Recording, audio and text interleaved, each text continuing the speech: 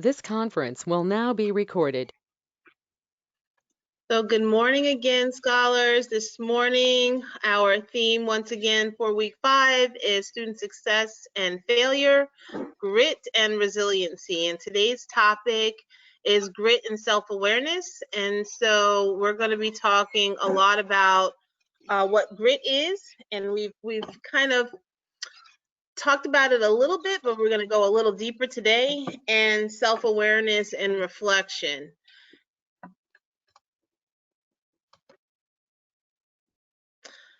So I want you to take out your pen and pencil or piece of paper, but I'm going to actually type in on the slide. So I want everyone to share with me what your definition of grit is. And we may have done this a little bit, but I want to get it written down, because when you write it down, it becomes real. And so either you can unmute yourself and share with me what grit is. Yeah, let's say toughness and resilience. All right, let me type that in. Toughness. Hold on one second. Of course, my phone starts ringing.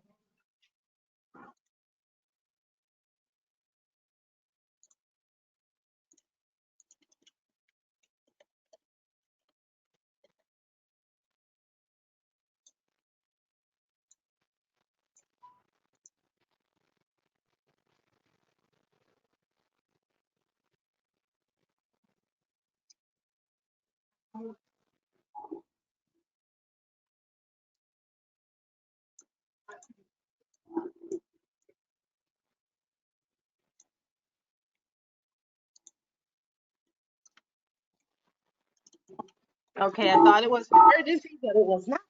So you said toughness, 2 S's, and resiliency, right? Yeah. Okay, thank you. And who was that? I couldn't even tell who was speaking. That was me, Edward. Edward. All right, Edward, thank you. Can we get some additional words to I would describe say grit? I would say courage and strength. Oh, awesome. Get in there.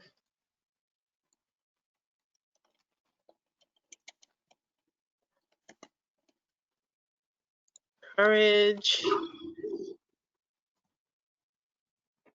Okay, I'll take some more. Ashley's in the chat, perseverance. Lisa, you were saying what? Ashley in the chat said perseverance. Dina said courage and strength. Faith said courage. Eileen said the determination and will. Okay. And Jabari, you were about to say?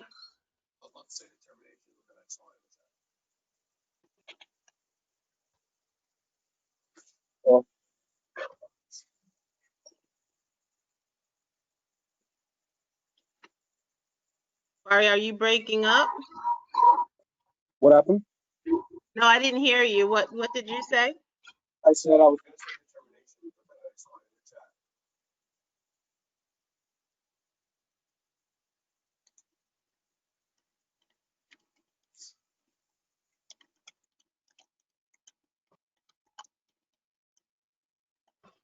Let's see.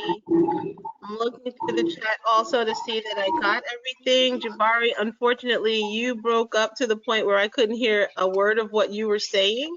If you want to type it in the chat, that would be great. Do you have Brianna's?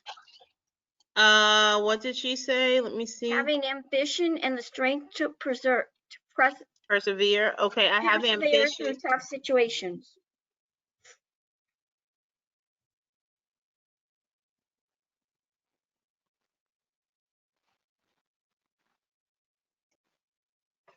All right. So small.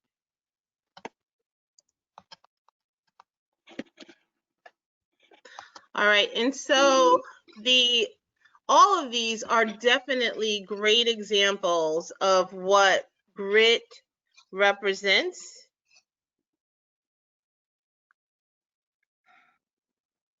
And the image here below, that is Dr. Angela I'm sorry, that is, oh my gosh, Duckworth is the Yeah, other Duckworth. one.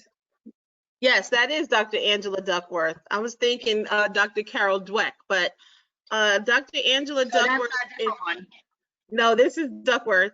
And her work, she was a school teacher, but she also left teaching for a while and went and got her master's degree in psychology. And she really focuses her work around grit and understanding the what, not, and why of how grit works.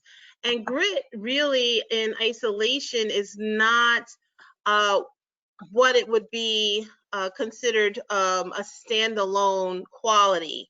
Like you need the grit with the courage and the strength and your toughness and that perseverance. So while they kind of overlap, grit becomes that one focused area that you tap into when things get tough, okay? But you can't solely rely on just grit alone. You have to have that coupled with some of the other attributes that'll help push you forward in your in terms of reaching your goals. And this is an actual clickable link. I can play this. Let's see if I can make it play, because I can put it on closed captions and you can actually read along. It's not a very long video, but it's a short TED Talk that she did. And she's talking about the power of grit here. Hold on, let me go full screen.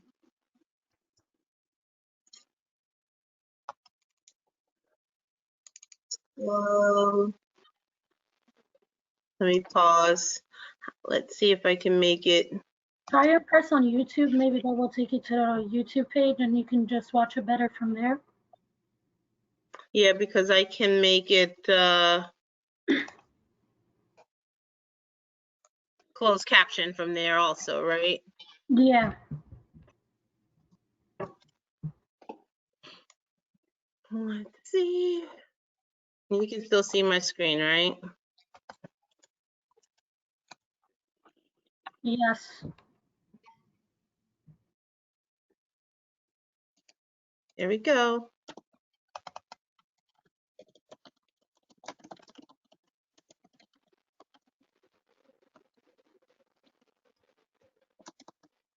Um,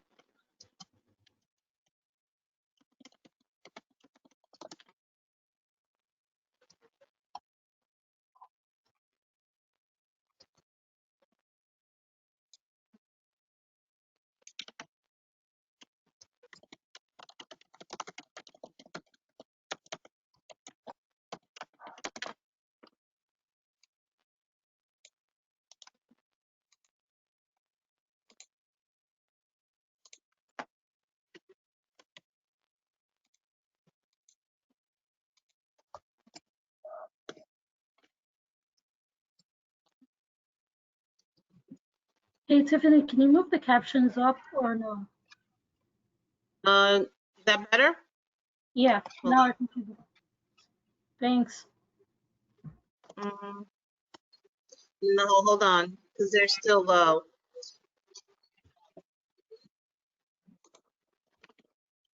If you press on it, you can move it wherever you want in the screen.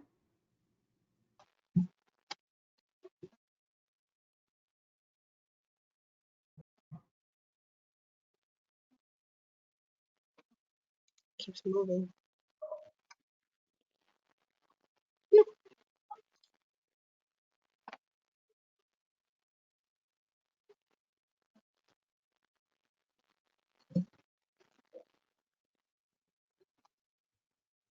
There we go. No, it's much harder to read now. It is. Yeah. You gotta do it full screen, but get your mouse out of there.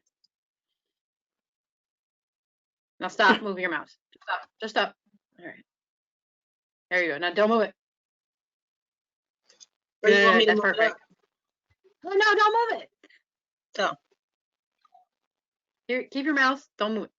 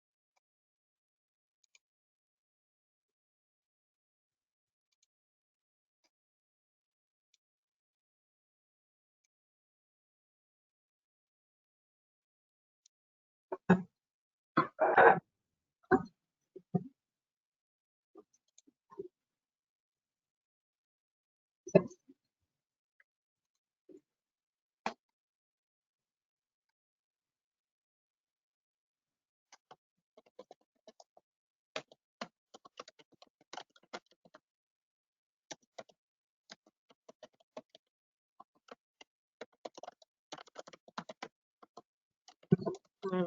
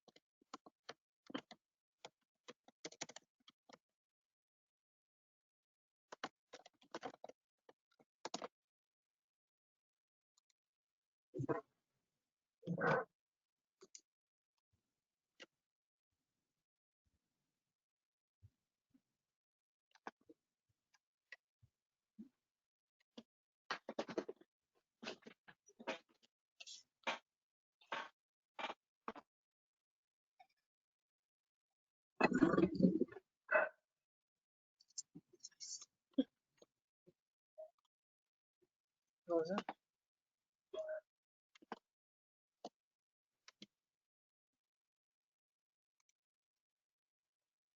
Okay, so that was her video. I'll get back to our slideshow. And again, the purpose of that was just to show you and demonstrate that your definitions that you developed were in perfect alignment with how Dr. Duckworth describes grit. She takes it a little bit further and she suggests that all of the things that you've outlined, that it would require that passion and day-to-day commitment, that follow-through that's required in order for grit to really take hold and be effective as a strategy or as a focus of how you're going to reach your goals. And yesterday you did your vision board, your virtual vision board, and you outlined what your goals were. And grit will be one of the things that will help you actually actualize those goals. Now, I did not put and I don't know if you can see me, so let me just exit the chat to see if you can see my potato. So I did not put a potato in your workshop in a box.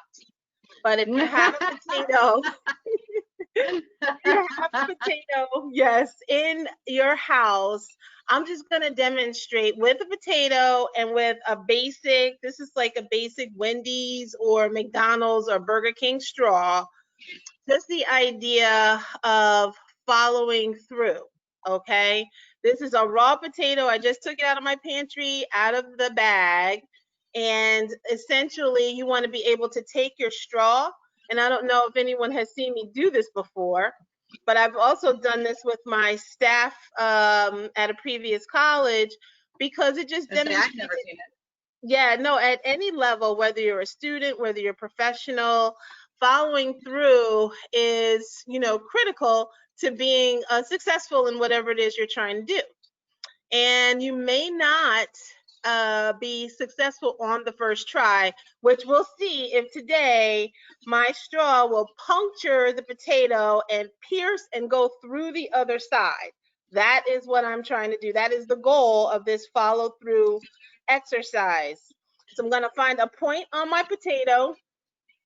I don't know if you can see if I go this way.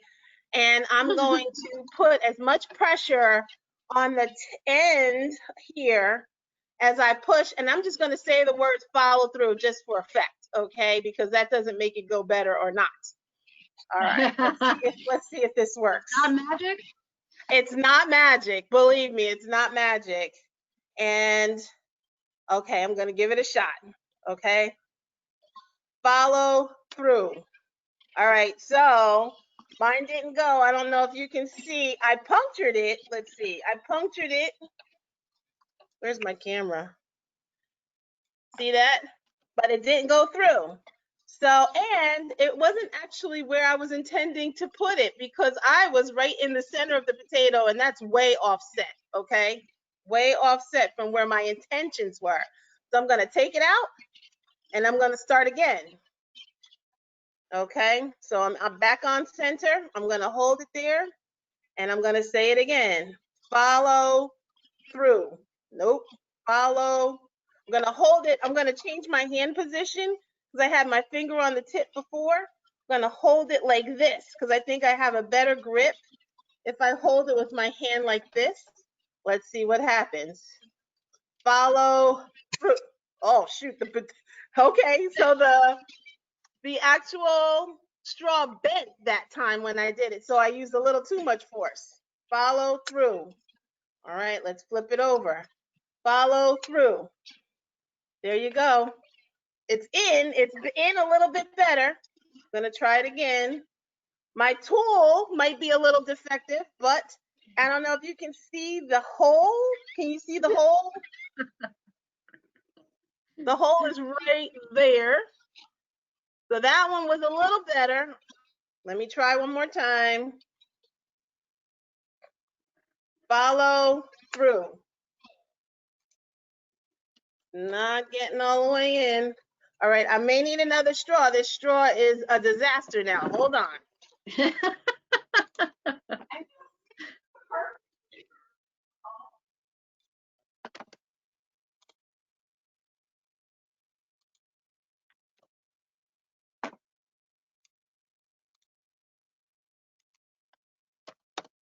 Okay. I was hoping I'd get it on the first try, but this is a true demonstration of grit. I'm not giving up. I'm going to open another straw. Okay. And I'm going to try again. I'm going to flip my potato over because I have several holes there. I'm going to start fresh on the other side. Okay, ready? Follow through. Boom, look at that. Can you see it? There it is. So with that, I would just say, well, let's have a discussion. So unmute yourself because I made at least, what, 4 to 5 attempts at trying to get the straw through. My first straw, I don't know if you can see it, it's pretty beat up. It has like, it's bendy here and it's actually broken here. The straw actually broke at this end and it's very like damaged in this area. There's a little bit of potato wedged in this end right here. So my first tool was not as effective as I hoped. And I needed to go and get a second straw. And once I got a fresh tool, I was able on the first try with this straw to follow through and actually pierce the potato. Okay. So with trying 4 or 5 times, changing my instrument or my tool, doing something different. I think the first time I was holding the straw with my finger more on the tip like this. And then I changed it to have a better grip like that so I can get a little bit more force. So in the chat, let's just type kind of what, oh, the poor potato. Yes, Brandon. I'm gonna bake this potato later and eat it with some butter and sour cream. So don't worry about the potato, okay? It's gonna go to good use. So let's just talk about how, you know, just in this example, in your life, as you're trying to obtain your goals, how you will approach, you know, the struggle. Because this potato was my struggle, and I did not successfully pierce the potato on the first try, on the second try, on the third try. By the third or fourth try, my previous straw was destroyed. So I had to figure out, okay, what do I do now? Get a fresh straw, flip the potato over, try again. And then finally on that 5th try, I was able to actually successfully pierce the potato. So I'm super excited.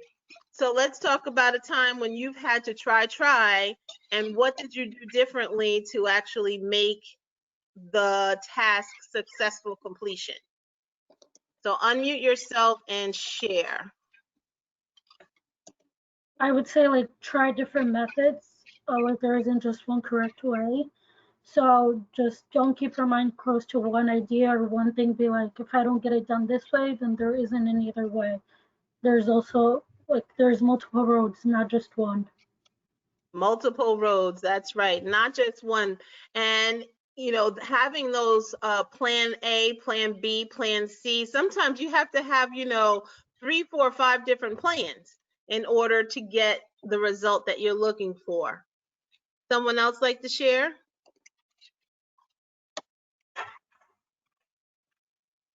And Dina, you have Brandon and Shalama in the chat that are basically co-signing exactly what you said. If it doesn't work the first time, try another way. Be determined. Brandon seems to think that the second straw was more resilient. It was the same type of straw, different color, but the first straw took a beating because I had to do 2, 3, 4 attempts with that straw. And so by the time I got to the 4th try, it was pretty beat up. But the straws were definitely the same. There was nothing any different about the straws.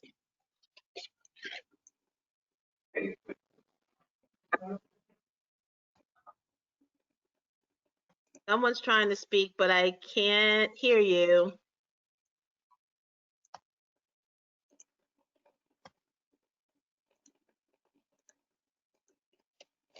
All right, anybody else can give us an example of a time when you were giving it your best shot, it didn't work the first, second, or third try? Unmute yourself and share, please. That would be like parallel parking for me. Okay, who is this, Shalama? Yeah. And you just got your license, so talk about that a little bit.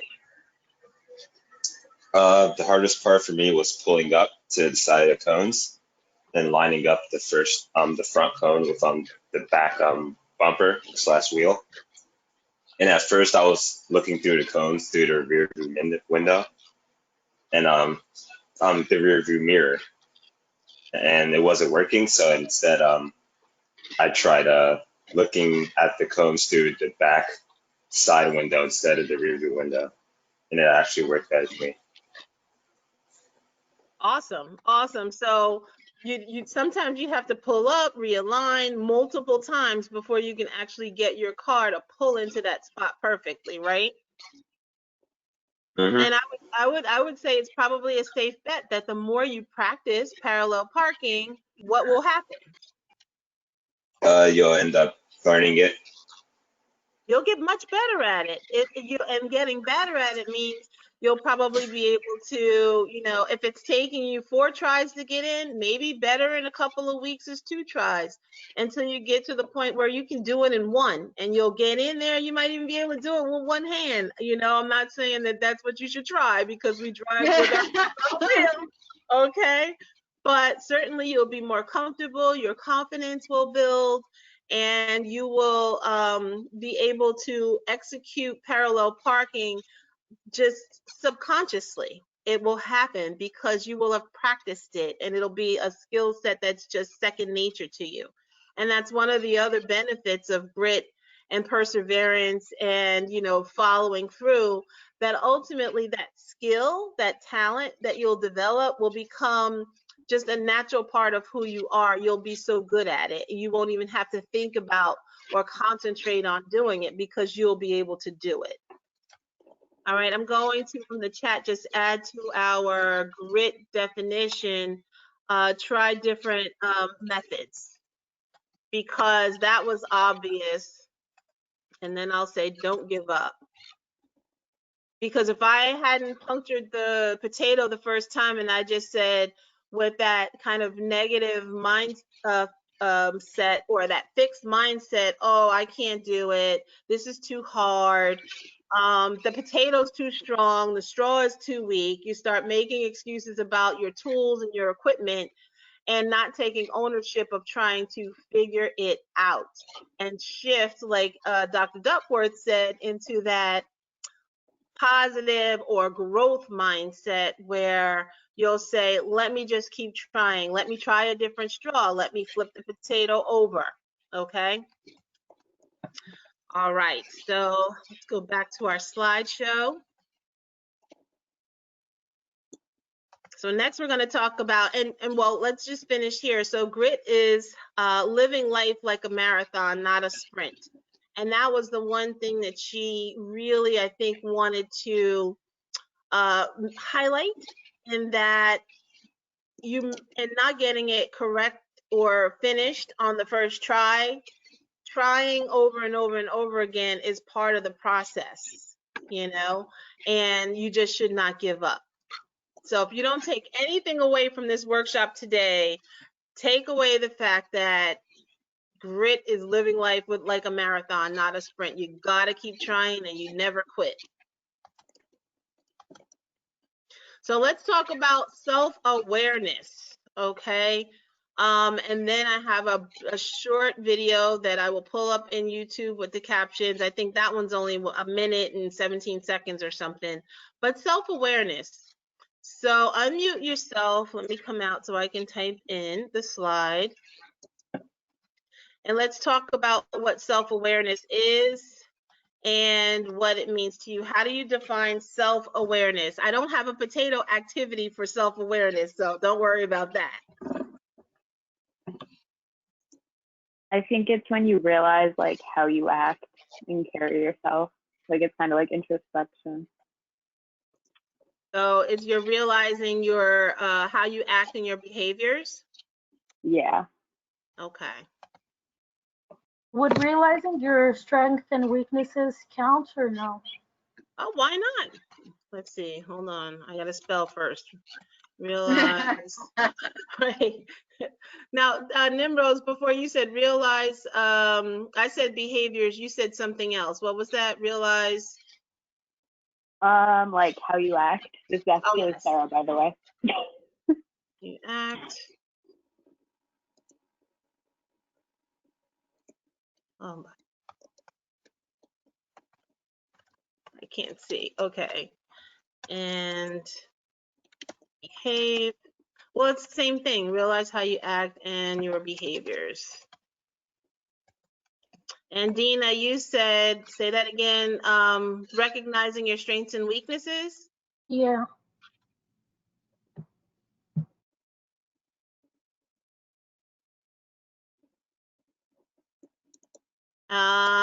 Anything else? If you are self-aware.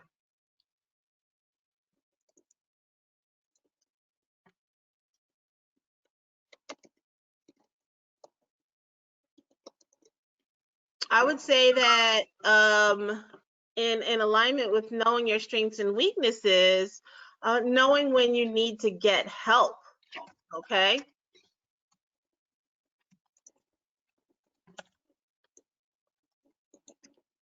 I think a lot of people struggle with that. In the chat, if you're the kind of person that, you know, right away, if you're having a difficult time, you go and you find a resource, or you pick up the phone and call someone, you go and get help.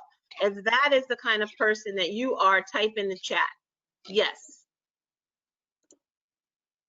And if you're not, type no. I see someone type sometimes, okay, and we'll talk about that. But yes, no, sometimes, not always.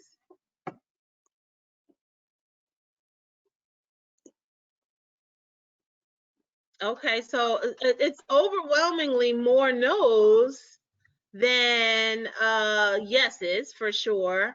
And then there's a few folks that are on the straddling the bar, you know, kind of depends on the situation, I would imagine. So for the folks that say yes, can you share, you know, kind of what is your thought process? I mean, I'll share mine, but I want to get a few students, because I'm definitely in that yes lane. When I can't figure it out myself, I will get a lifeline. So we have a couple yeses in here. So my yes is unmute yourself and tell me, you know, how does that play out for you when you decide, you know, I need to call somebody, I need to ask for help. And I'm looking through, it looks like Christy, are you the only one that said yes?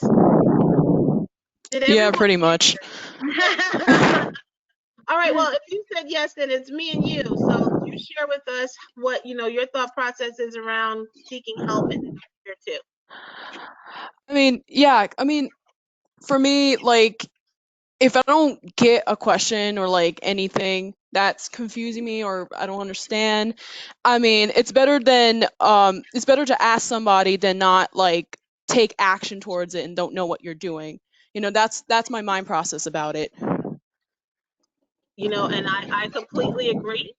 And I would Uh, also add to that, in addition to taking action, I think when you reach out to someone when you don't understand or you need help, it also allows you to finish faster, because you're not trying to figure it out on your own, or you're not procrastinating, or, you know, trying to find and troubleshoot on your own. Go to the expert is what I do. So I will, you know, call whoever I know who may have the answer, or may at least have some guidance in terms of a referral to a resource where I can get the answer. And so I'm not wasting my time trying to muddle through and troubleshoot it, especially if it's something really important, depending on the stakes, right? If it's a high stakes thing, I can't afford to get this wrong, I need to know how to do it right, I'm going to call somebody so I can get that done. And also, you know, I'm not afraid to share with someone that I don't know. And if I don't know something, I'm going to ask a question, if it's in the classroom, or with my colleagues or peers, or if someone's sharing something that I don't understand, I'm going to ask a question and say, you know, can you clarify? You know, I have no idea in what context this conversation is going, or whatever the case may be.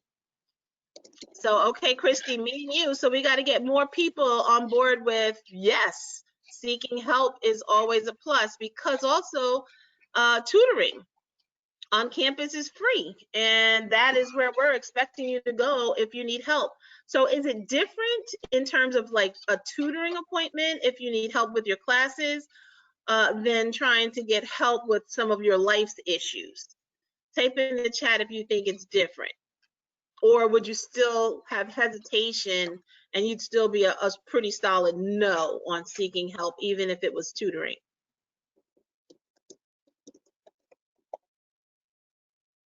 Type it in the chat. So one person so far says it's different. Okay, couple more, it's different. All right, so that is so interesting. That is interesting that for the most part, everyone who said no, they wouldn't seek help for other problems, you're saying yes, you would go to tutoring to get help with your academics. So for some of you that said it's different, share with me why. Share with the group why you think it's different, a couple of you. Unmute yourself.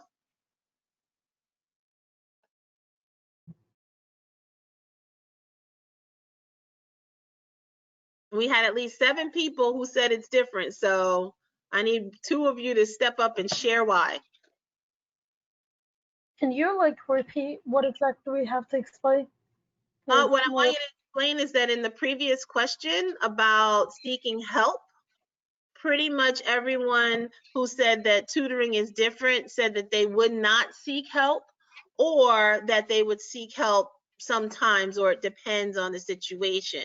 So I want to know what's different about, you know, seeking help for tutoring than for anything else.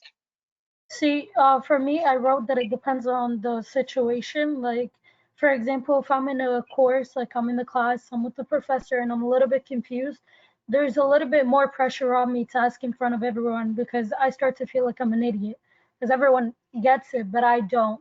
So I just like I just stay in the corner and I keep the question and I just go to tutoring after it and seek help. I feel like with tutoring, it's one-on-one, so it's a less pressure, that's for sure. You can speak up about your ideas. It's like that tutor won't judge you as the whole class might. Okay, That okay, so judgment becomes kind of a barrier that will prevent you from seeking help publicly in a more open forum. Yeah, like maybe like if I had like I talk to the professor and like I have a good connection with the professor, I wouldn't be scared to ask after class or just like send them an email. But in front of the whole class, I would definitely like most of the time I would back out unless I'm comfortable in the class. That's why I said it depends on the situation. Okay, okay. So when it's not an academic issue, do you find yourself privately or more on a one-on-one basis asking for help? If it's not an academic issue, what I try to do is I try to look on what the problem is. Like I try to look on all the perspectives. I try my best to not jump quickly. Like I've learned this from experience, not jump into conclusions. And I do ask for like a second opinion. I always second guess myself. So I always like go ask like someone who has more experience than me in the problem that I have. Like if it's a problem with a friend, a problem with a colleague, like I would most likely like go to someone who knows better. Like if it's with a friend, I most likely go to my parents, to someone who knows that friend, like oh someone that I trust and knows that person, and they can tell me like how to fix the problem that I have. Perfect. I mean, I think in your examples, Dina, you gave a lot of really good strategies, whether it's in the classroom or outside of the classroom. So thank you for sharing. I know, let's see, someone else in the chat said that, you know, again, not feeling that level of comfort asking in front of, you know, the classroom or in front of a lot of people in general. I think, Dina, you said that you are, you know, you feel like you're going to be judged if you ask the question in the classroom. But I'm going to tell you that 9 times out of 10, and Lisa and Barbara, you can probably attest to this also. 9 times out of 10, everyone in the class is sitting silent, and the only one who knows what's going on is the professor, because no one will ask the question. And usually when there's one brave person that will ask the question, everybody else, if you look around, I guarantee you, you will see folks writing things down because they didn't know either. Okay. And your question then becomes a question that is answered for so many other people in your class. That is So true. I'm usually that person that raises my hand and asks the question because it's kind of like what everybody's been saying, you know, when it comes to your schoolwork, there's a couple different factors in place. Number one, a lot of times you have a deadline, so you don't have time to waste, you know, not asking help. Number two, you're paying for it, or somebody's paying for it, or it's being paid for, but you know, it's not something that's for free. So, you know, you don't want to waste money by not asking questions and getting help when you need it. And I don't know. I'm always that person in class who will raise my hands. But for other things, I tend to, it's not that I don't ask for help, it's that I try to solve the problem on my own first. And then if I can't, I'll ask for help. But I like to problem solve. That's one of my favorite things to do. So, you know, I try to do it on my own. I also like to research. So I'll do that on my own before I'll ask questions, except for school. Then I'll go right to the point. Awesome. Barbara, did you want to add something to that? No, Lisa was right on. Very good. All right, so on that note, we will move on. But I just want you to, you know, just know that asking for help is not a sign of weakness at all. Those assumptions that we make about the rest of the people around us feeling some type of way, half the time, most of those people could care less, you know, about whatever it is. And the other half of the time, they have no idea either. And so when you get the answer, it's benefiting everyone that's in an earshot of what that conversation is. So that's something that everyone can work on, building the confidence to, in a public forum, you know, just ask questions.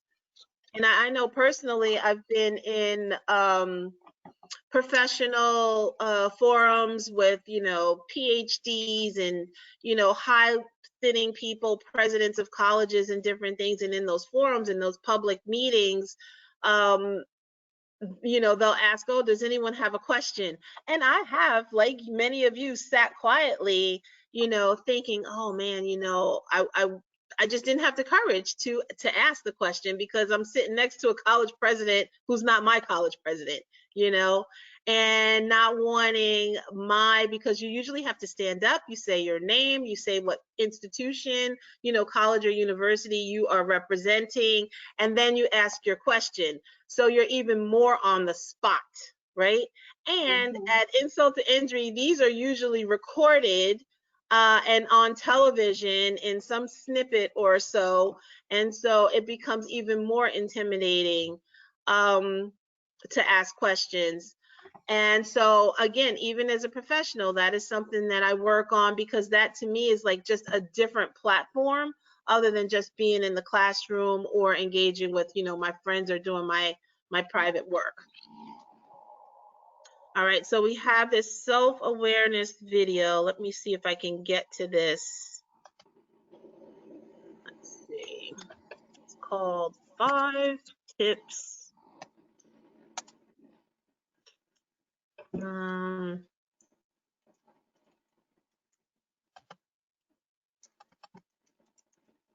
think what I did before was I copied it. Oh, 3 strategies for becoming more self-aware.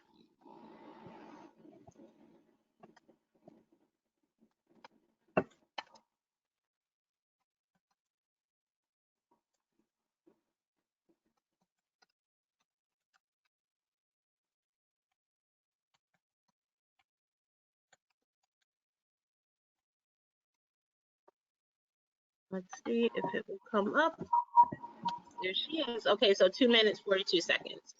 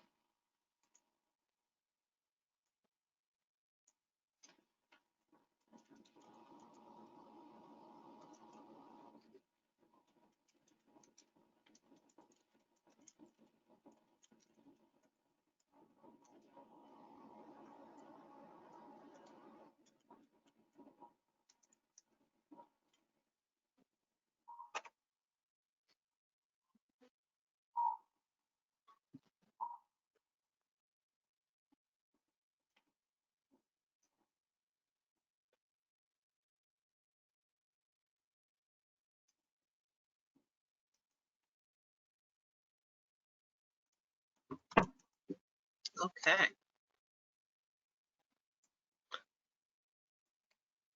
Oh, let me close the YouTube videos. Get back to our slides. So our next slide is, let's see.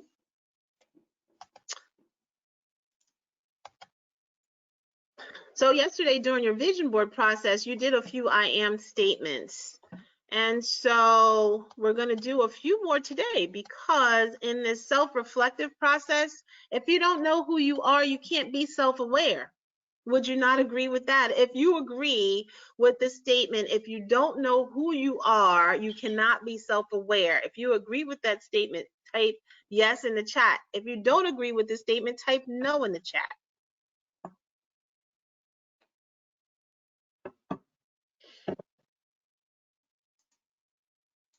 So then I guess my next question before we head into this exercise is, do you know who you are?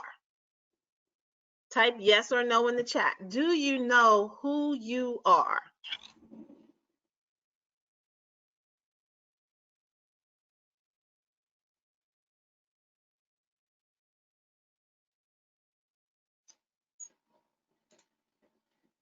Okay, so overwhelmingly yeses. You know, we had trying to figure it out. I think so. I think for most of us, it's definitely a journey. And that's going back to that whole notion of this life being a marathon and not a sprint, and that self-discovery happens every single day.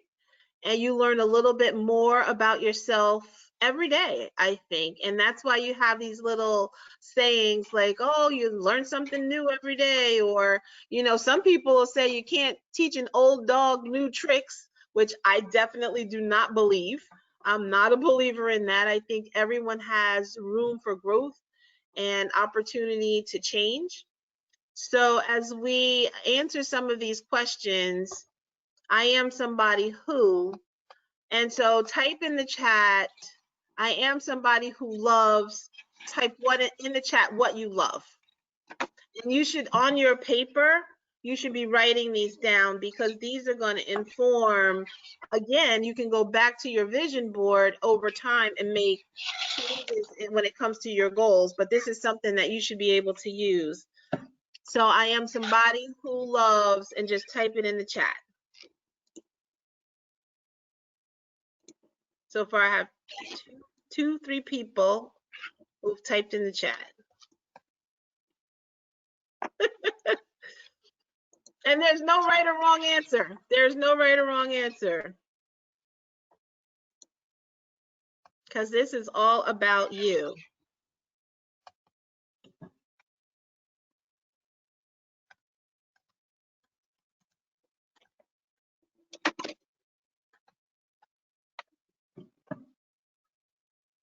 And as you can see from the chat, there's a lot of very different answers, right? Just learning new things, baking and gardening, my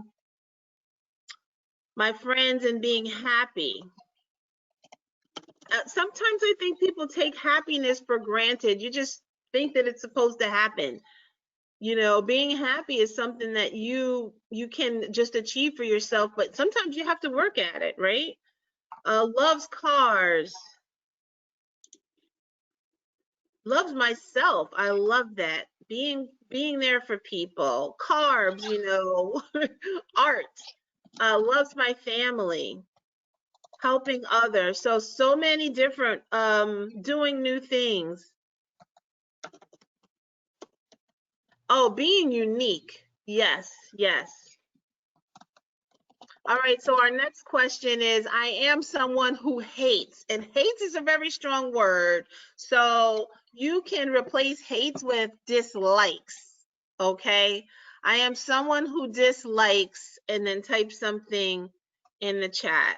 Oh my gosh, Ashley, you already typed in what I was about to type. I couldn't get to it fast enough. Yes, I don't like dishonest people, liars. Oh my gosh, at the end of the day, I can probably forgive a lot of things, but if you're just straight lying, then that is a real problem. Toxic people. Math is really a challenge for many. Failure. Yes. Lying. Oh, evil in the world. Yes, yes. And so, I mean, and you know what? I don't know. Tell me, unmute yourself. Tell me, was it easier to identify something that you loved, or was it easier to identify something that you disliked or that you hated? For me, it was actually harder to identify what I hate, because I don't know. It's like you said, hate is a very like it's a strong word. Like Mm-hmm. a lot of times I would be like, I hate this or I hate that, but then I would realize I don't. There isn't really something that I hate. Like you said, like over the time I learned to forgive and to be, I guess, to widen my gaps of expectations, like to have less expectations from people. Right. Like that, I don't know. It was harder. Harder to come up with something that you hate. Yeah. Anybody else like to share which was harder for you? Something that you love or something that you hate?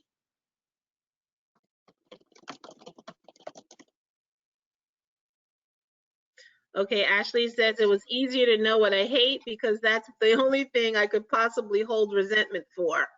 All right. And that, Ashley, yours was lies. You just don't, you have a very low tolerance for dishonesty and lying. All right, let's move on to another one. So, well, you know what? How about I let someone, one of the scholars choose one. So someone unmute yourself and read one of the statements. And once they read the statement, you can type in the chat what your response is.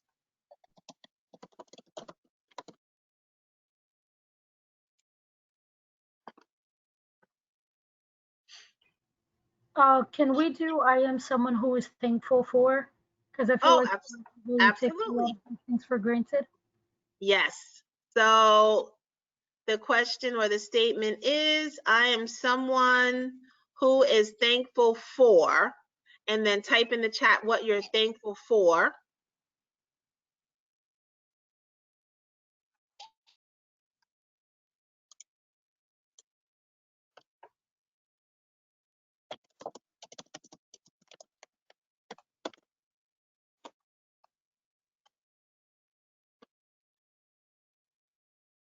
Good people and opportunities in my life, overwhelmingly family, opportunities, a roof, sometimes basic necessities. You have to be thankful.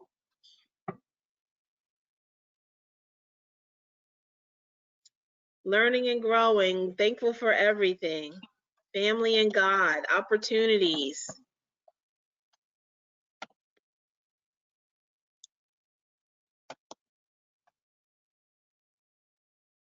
I think someone yesterday during the virtual vision board, I want to say had a door on their vision board that represented just those access and opportunities. You know, when one door closes, another door opens. Just that whole idea of, you know, pushing through, never giving up, because there's always going to be, you know, an opportunity for you. Good food and a bed to sleep in, yes. Living conditions. Someone else like to pick another one?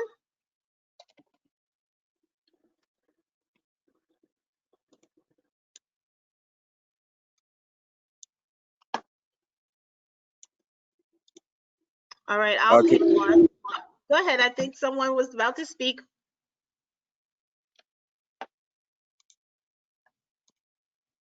Oh, Did you okay. want to pick one?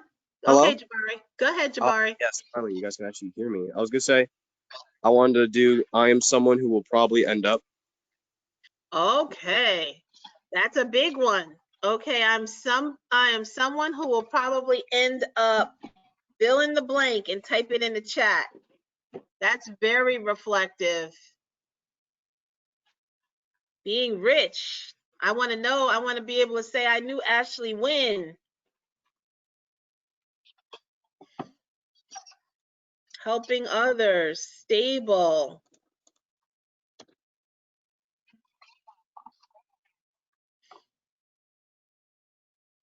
Just fine. And it's okay if you don't know yet. Being successful and happy. Successful, successful. A couple more people need to type in the chat.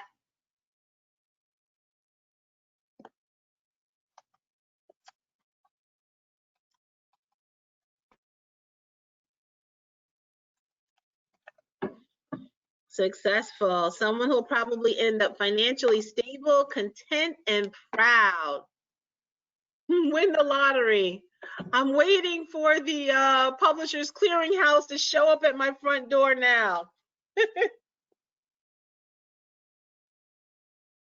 So the next question I was going to select is, I am someone who has never, and then fill in the blank. Something you have never done or experienced or just whatever. I am someone who has never, then fill in the blank.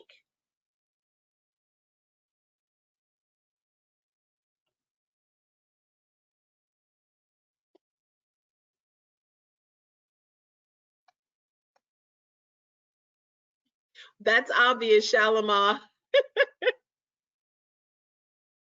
Failed to get back up. Never failed to get back up.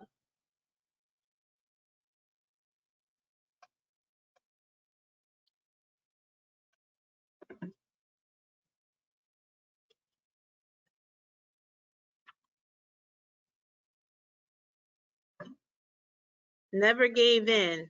So I've never had a physical fight. Like I've never gotten punched in the face or slapped or, I've never hit anyone either. Never stop trying to be better. Love that.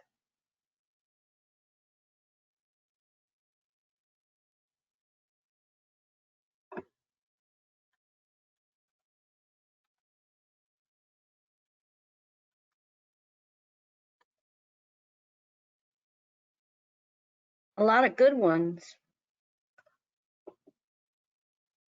Yep.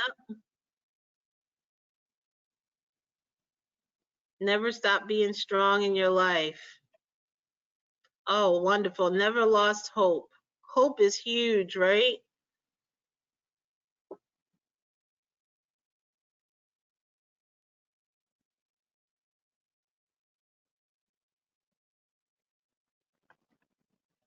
Never gave up.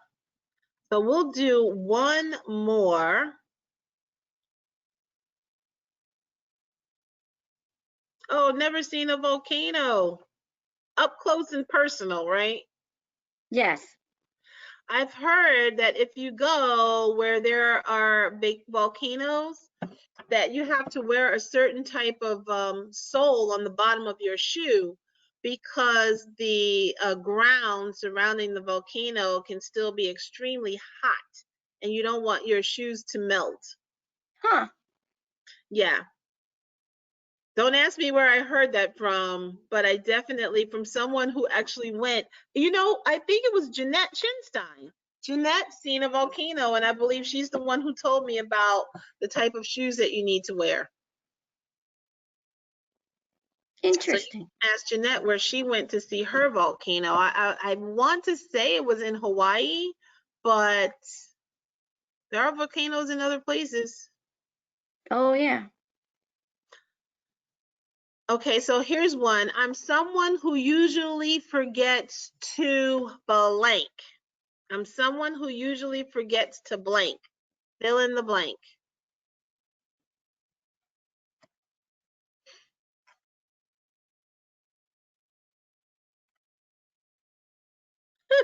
Pay the phone bill. Oh, take care of myself. I will co-sign that. Eat.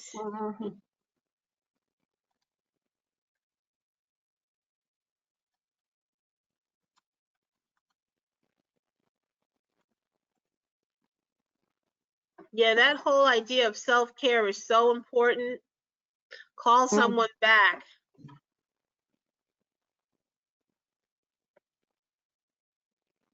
Oh, the little things, Christy. And sometimes the little things make the biggest impact for people and for yourself. Yeah. Are you doing your pack bedroom? I don't know if that comment was for us or if someone's just talking to someone else. Answer people's texts. Ashley, I'll raise my hand. I'm notorious for that too.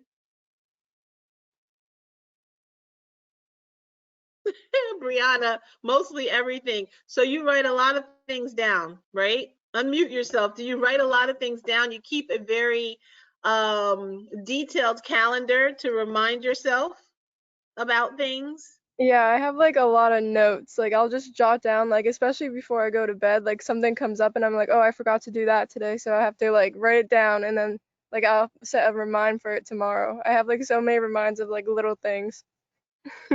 No, and well, and again, this is about that self-reflection and self-awareness.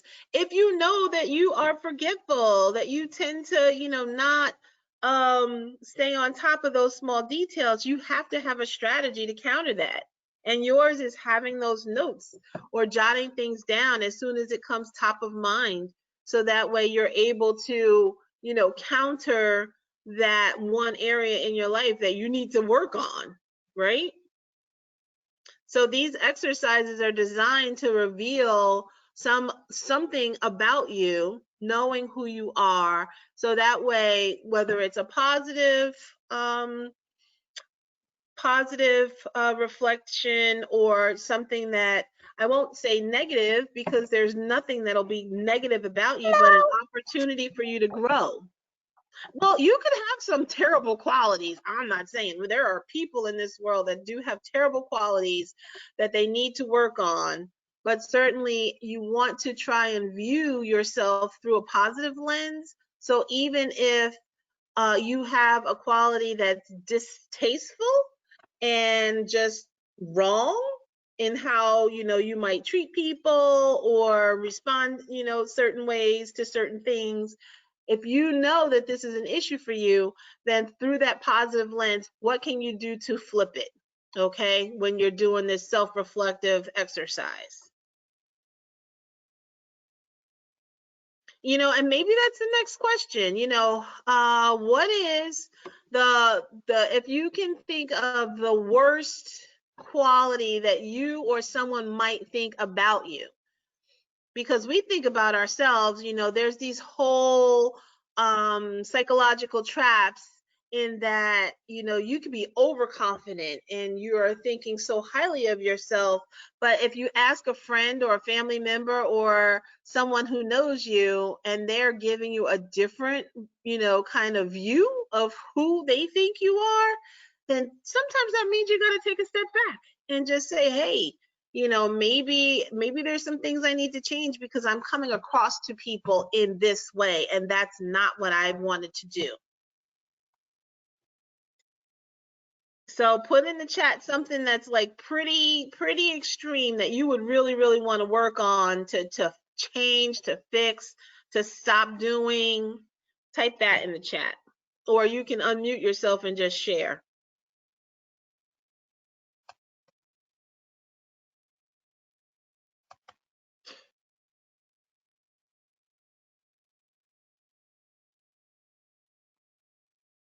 So it seems like everyone's giving this some deep thought.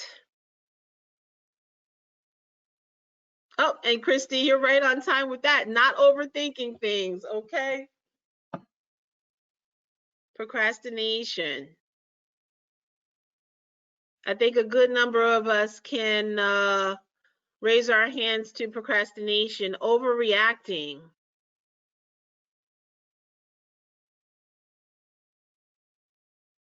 All right. So, just rarely sharing or telling people that you care about them, just being more expressive, bad health habits, overthinking things, not keeping in touch with my friends. Melanie, I'll tell you that, you know how sometimes you'll get that gut feeling or just that feeling and someone will just, be on your mind. You're like, oh my gosh, I haven't thought about so-and-so in such a long time. And that person is top of mind and you're like, I'm going to call them later. And then later never comes, right? Yeah. I mean, and it happens a lot. And so when you know that that is one of the areas that you're challenged with, like many of the rest of us, one thing that I do is, in that moment, I will send a quick text, oh, just thinking about you, how are things? We'll have to, chat later when we have more time or something, or just pick up the phone and make the phone call because every day is, a day that we have to live our lives to the fullest because you just never know from day to day, who will be in and out of your life, what life will bring. And so you don't want to miss opportunities where you can make these meaningful connections. Not friendly, too shy. So working on trying to come out of your comfort zone a little bit and open up to some people. So, okay. So I think we've covered a good number of the I am someone who, and hopefully this has revealed a few new, insightful things about you. And we've learned about one another in this exercise as well. And you'll see where you may have some things in common with a few other people because usually you're never alone.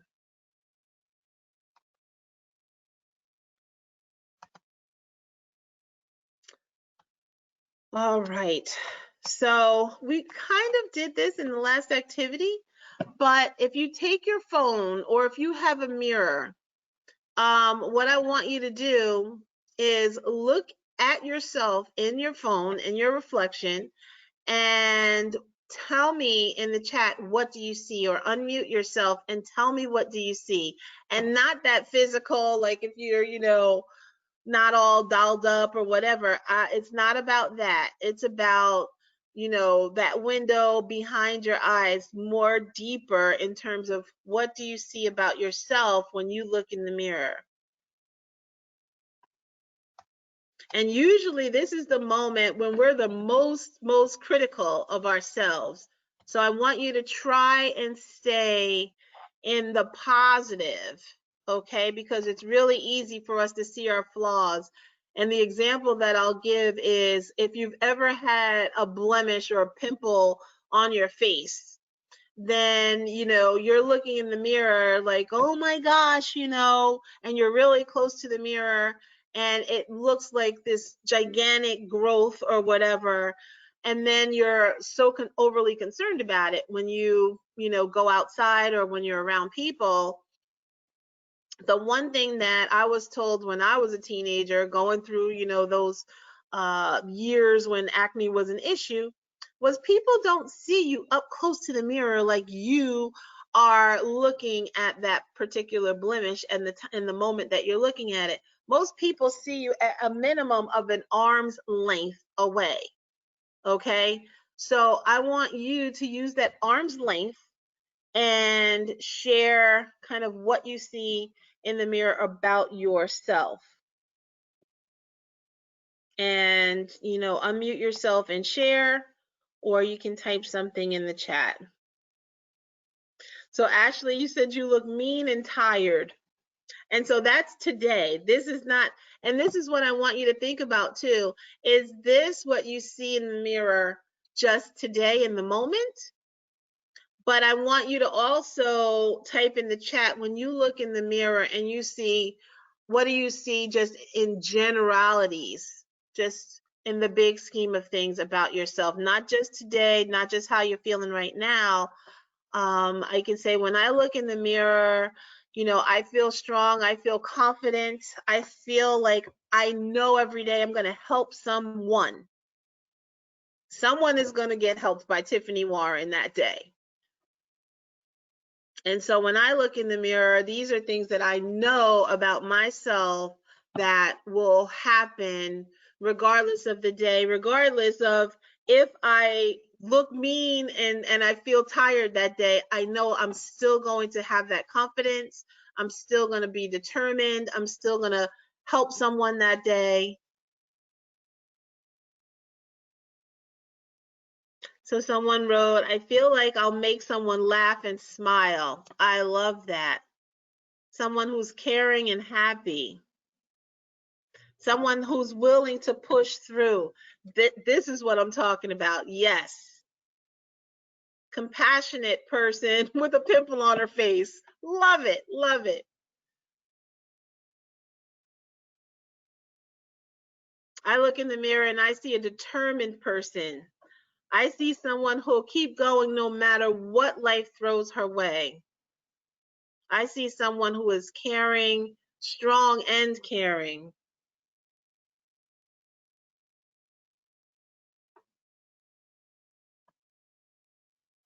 The other note that I will add here is it's so easy to look in the mirror and criticize yourself about, any flaw that you might see. But part of being your best self is being that positive voice in your head, being your own biggest cheerleader, knowing that no matter what, you are unique. You are the unicorn. You are the only Shalama or the only Nimrose or the only Brianna, Faith, Patricia, Lisa, Barbara. I'm the only Tiffany Danielle Medley Warren in the whole wide world. There'll be other Tiffany Warrens, but they're not Tiffany Danielle Medley Warren. They're not me. And so you think about the uniqueness that you bring to the world, you are truly a gift. And you bring things unique only you can bring. And so just know that you're here and you're gonna lend your talents and your gifts to this world if you choose to. And that's the difference between people who, reach their full potential in life and some people are just bystanders. Some people call them sleepwalkers. You're just drudging through day to day and not really living your best life. And I think that most would agree that time is too precious.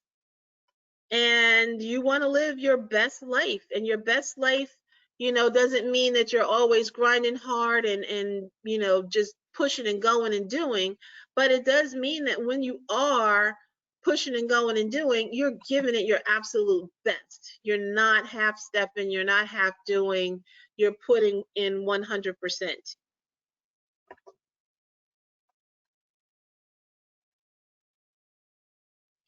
So does anyone have any questions about our exercise today?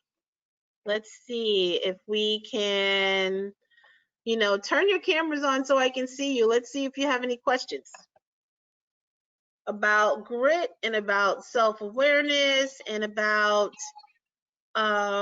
this whole notion of reflective practices. And these are things, again, that you can do on a daily basis to remind yourself that you are worthy, you matter, you belong. I have a question. Yes. It's not related to what we did today, by the way. It's a different question. You have, you know what? I can hear you, but you're a little muffled. So did you say the question? I said it's a little different from what we did today. I just have a question about something else different. That's no problem. Ask away. If you don't mind. So I got this thing. Is this supposed to be from the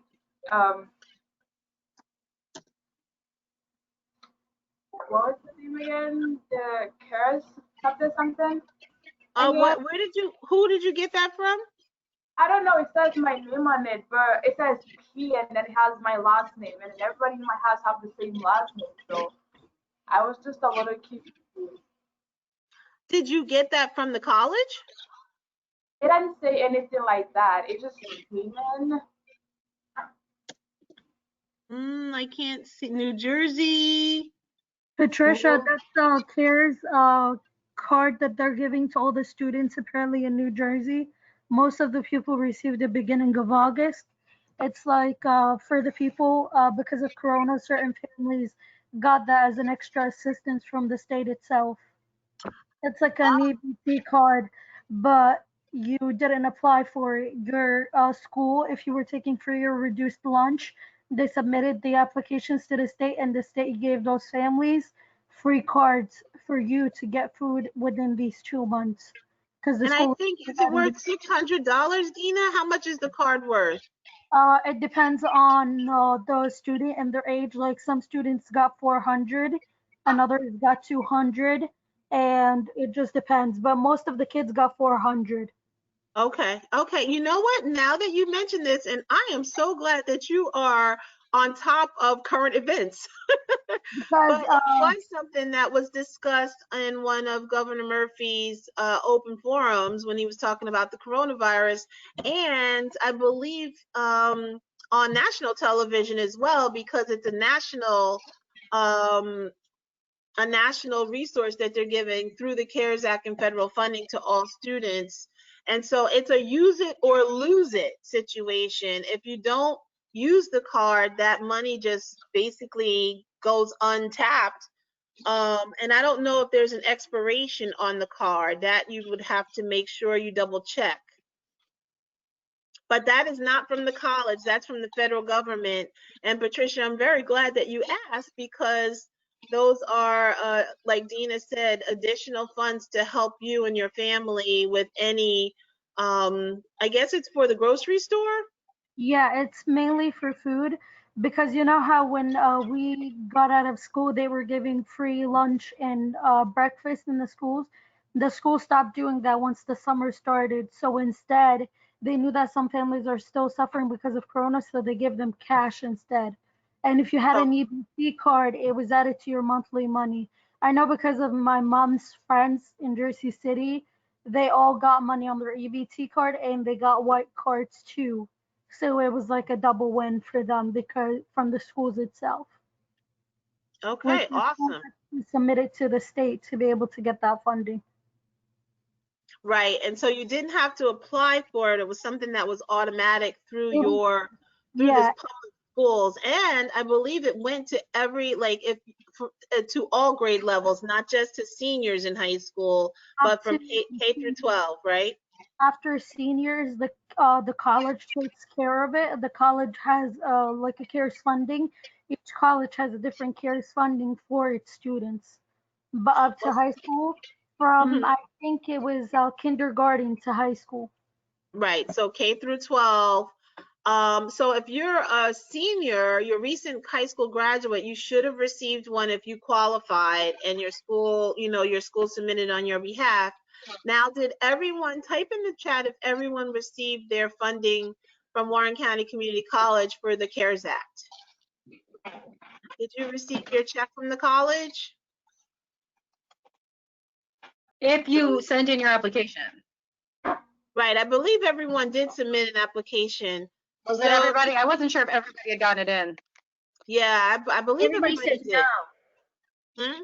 So Everyone everybody said the checks went out on Friday Friday, yeah. or So checks Thursday. went out on Friday. So you should probably get it any day now. If they were just put in the Yeah, mail on so if Friday, everybody haven't gotten it today, so they should be definitely. on the way. And if you want to know how much you got, if you go into your financial aid, the Eagle, it tells you how much money has been rewarded through the CARES Act. So yep, check your Eagle account. That's perfectly correct, Dina.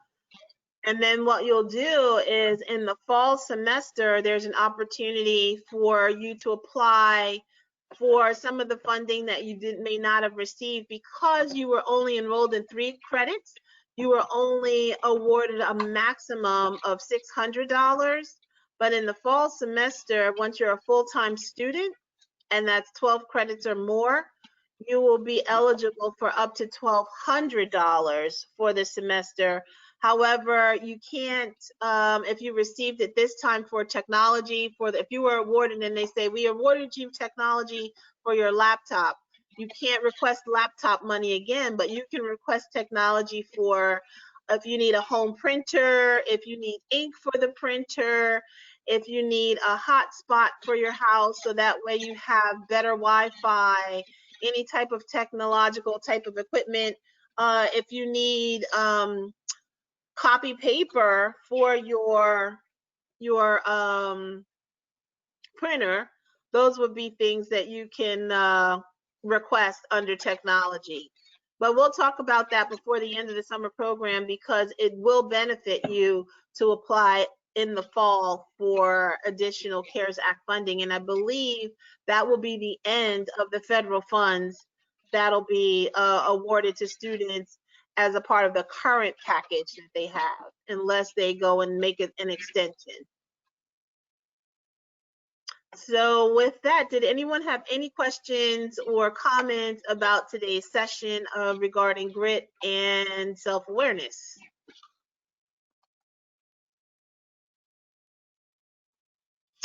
Yes. Okay. So, Barbara, thank you about the reminder. So if you do have a loaner laptop, they will need to be returned at the end of the summer program. So we'll coordinate a drop-off date, so that way you can come and drop them off at the college. Okay. And again, we highly recommend you get a laptop or a desktop, not a iPad or something like that, because when you're using any kind of other technology, it's harder to get access to your books and to be able to participate in My Warren and things. So you definitely want to get a laptop or a desktop, not a pad or anything like that. Okay. All right. So for the last half an hour, let me bring up our schedule.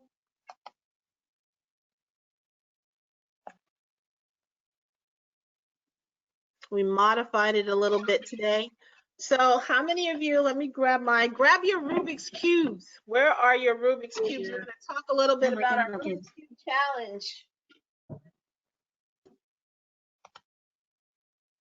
And we're going to talk progress. Well, first of all, you're going to unmute yourself. Did you pick up your Rubik's Cube since the last time we met and worked on our Rubik's Cubes? Yes. Have you picked it up at all? Did you feel compelled to go and work on it? Yes. That was one yes. Did anybody else? Yes? I did try, but I have. Was working on it yesterday. Okay, so we have a bunch in the chat. Are these yeses for the Rubik's Cubes? Aaliyah, Ashley, Nimrose, Brianna, Christy, Dina. Did Dina say yes? Sarah says yes, and I messed it up so much worse than I had it. Okay. Exactly. Me too. Me too. So who else can say that through their attempts they got it all messed up, and kind of how did that make you feel? And were you able to get your side back? Unmute yourself. This is just open conversation instead of putting it in the chat. So I had all but one on one side, and then I tried to get that one, and I totally messed it up. And so then I put it down in disgust and picked it up again a few minutes later, but I tried really hard not to. Okay, you tried not to pick it up? Yeah, I did not want to pick it up. I did not want anything to do with it, but it's sitting there. And especially when I'm having meetings like this where I need to pay attention and be a participant, and it's sitting there, it's very hard not to pick it up. Uh-huh. I do Anybody when else? I do when I don't want to watch TV. There you go. Because I get disgusted.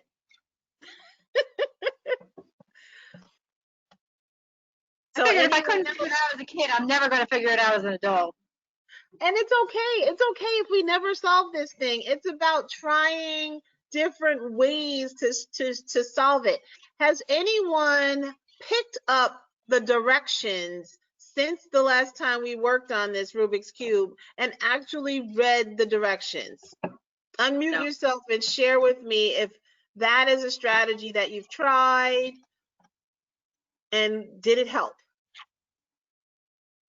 No, I haven't, but I'm very tempted. I was very tempted. I have like one more little square, and I was like, I know I could just look up how to get the little square out of the left corner, but I don't want to do it. I want to get the satisfaction of at least getting one whole side done by myself. Okay, and that's fair enough. So you want to be able to get one side by yourself before you go to the instructions. So, but at least you have set, and I don't want to call it a deadline, but you've set the bar.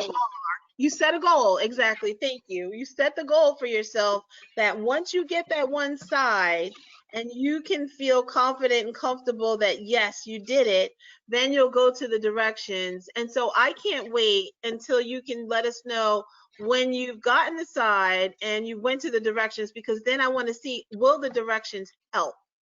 Okay. Yeah.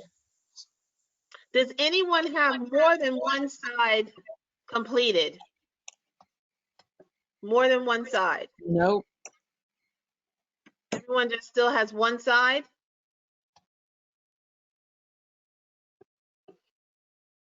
I don't know if you're typing it in the chat. I don't hear anybody speaking. In terms of your progress. Let me know how you're making out.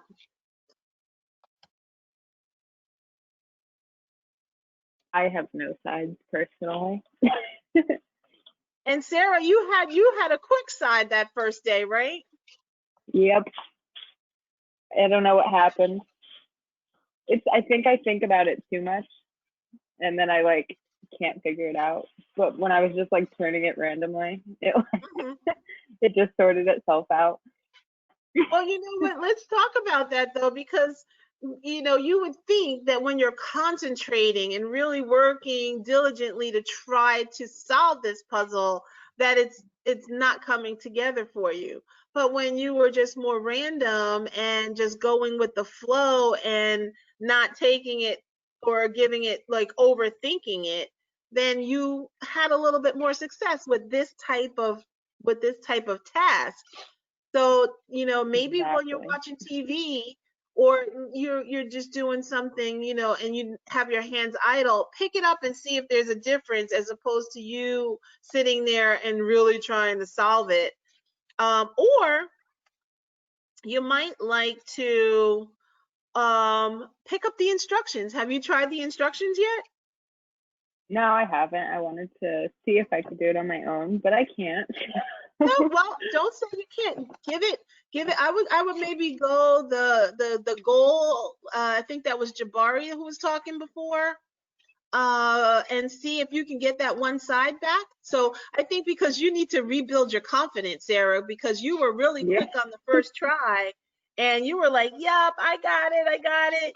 And now that you feel like you can't even get your one side back, so you need a quick confidence boost to rebuild your confidence once you get that one side, and then you can try the directions and see where you go from there. But I think all of us can say that at one point or another, you had the one side, and as you're trying to get the second side, you're like, holy crap, I lost the whole thing. And then you're like, I'm going to put it down because this is too much.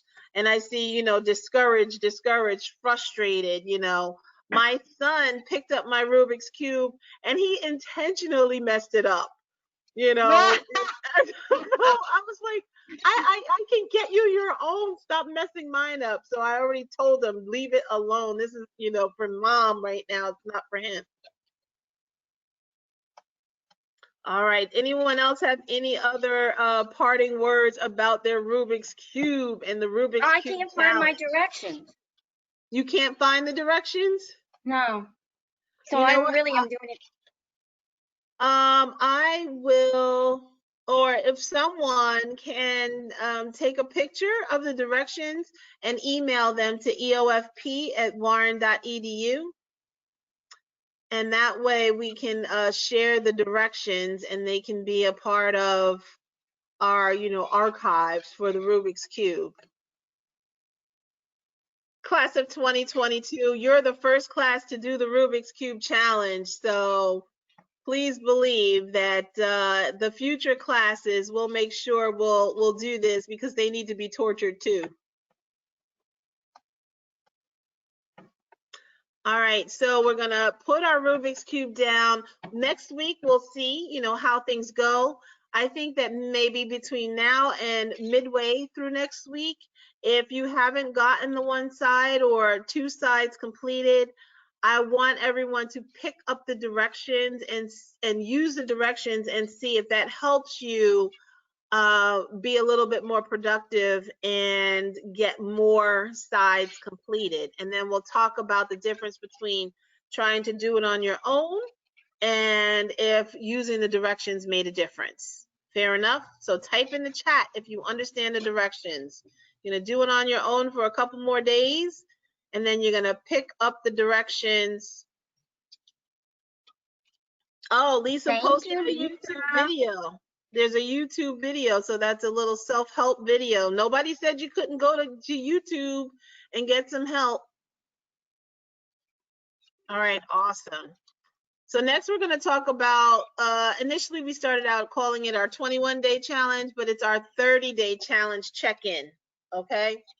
So just remind me what your challenge goal was. Type it in the chat. What was the one thing that you were going to try to work on for the next 30 days? Or you can just unmute yourself and say it out loud. You're not a very talkative group. Unmute yourself and say it out loud. Time management, lose weight. Procrastination. Procrastination. Priorities. Sleep schedule. Sleep. Get back to pre-COVID weight. Dedicated time study. Eat healthy. All right. Okay. Well, just because I'm being selfish right now and Eileen and Brandon both have sleep schedule and so do I, I'm curious to see how you made out so far with your sleep schedule. We're about halfway through this challenge. Would you say you would give yourself a thumbs up, a neutral, or a thumbs down? And why? Brandon and Eileen. Ashley said hers got worse. Okay. Oh, sleep schedule. So Ashley, you were on the sleep schedule. Ashley, I think I'm right there with you. So that's a thumbs down. Mine got worse too. Well, Ashley, share, why did yours get worse? What happened?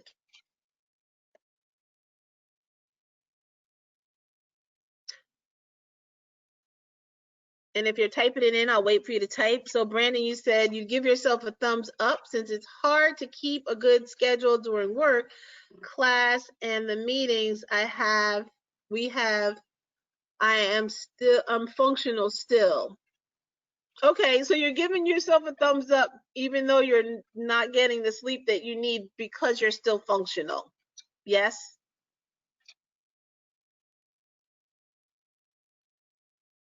Okay, well, Ashley you know said, what, Brandon, since you say basically yes, then I am functional too. So I'm going to switch my thumbs down to a thumbs up because I'm still functional, but I have not gotten to the place where I can say that I am on a good sleep schedule. So we both have room for improvement.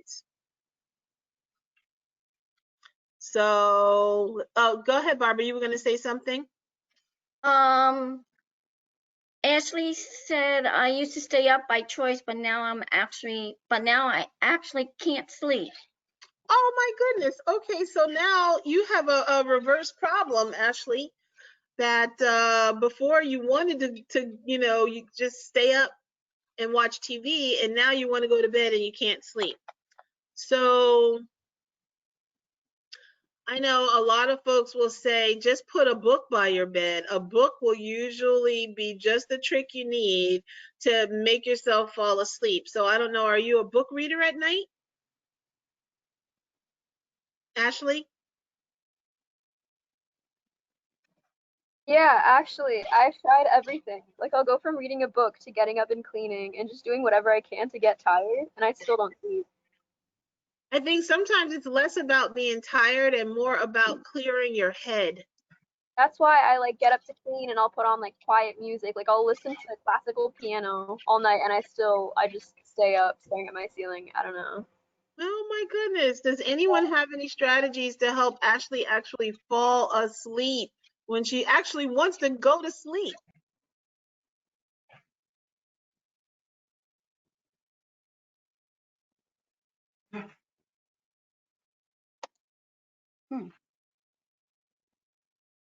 I know there are probably, if you Google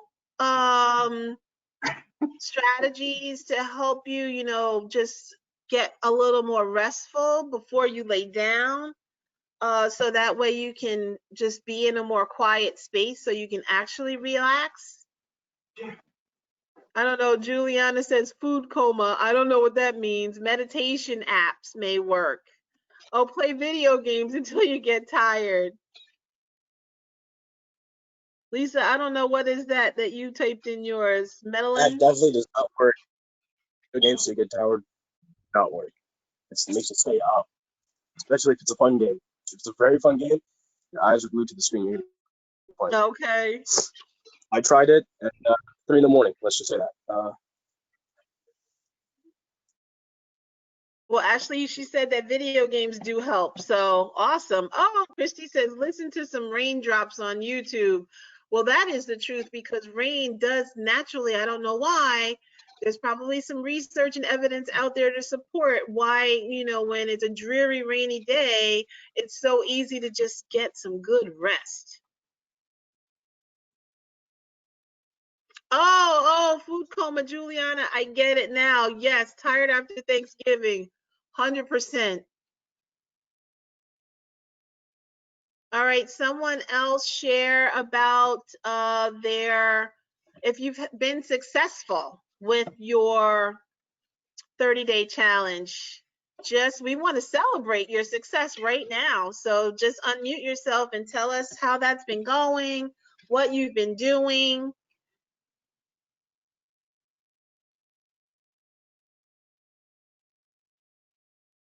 So I would say mine is working pretty good because I took like time and then I set like a time when I'm supposed to do my work, so that like I don't fall back. I would say so like it's pretty going good, I would say. All right, so yours was time management, Patricia? Yeah, procrastination and time Oh, management. okay, procrastination, time management. So right now you've been very like strategic and focused on what you have to get done, and you've been able to be successful, is what I'm Yes. hearing you say. Awesome. Well, let's give Patricia a round of applause. Yes, because we're here to support success and we're here to lift everybody up when they need to be lifted up and provide some help and insight. But when you're getting it right, that is fantastic, Patricia. So great job. And you've got about 2 weeks to go. So keep up the good work. Thank you. You're welcome. Awesome. Anybody else want to share their success? Since we're at about the midway point of our 30-day challenge.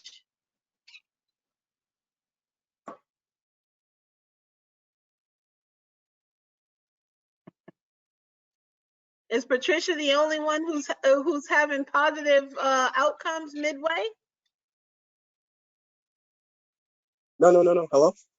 Hello, Jabari. I've been my 30-day challenge was to not lose priorities and like not to procrastinate. So lately, I've been setting alarms, even like alarms that may seem unnecessary, like almost like every hour, and it just like says something on the alarm what I think is a priority. I've been starting to instill it in my head. What are priorities like in my day-to-day life? Because I always be forgetting. and then like I just stray away and do whatever I want. Hmm. I'm just trying to become more self-sufficient and stuff. And All right. it seems like it's working because I've been like getting things done. I'll be like turning the alarms off before it even goes off because I already know I'm already like working. So Awesome. Awesome. That is great. Applause, applause, applause, because again, you recognize that there was something you needed to work on. That's why that was your 30-day challenge. And you've actually taken action. You've put strategies in place. And sometimes trial and error is what it's going to take in order for you to figure out what's going to work. But so far, you're finding that setting these alarms and, writing down and identifying what those priorities are is pretty effective for you because you're seeing some improvements, correct?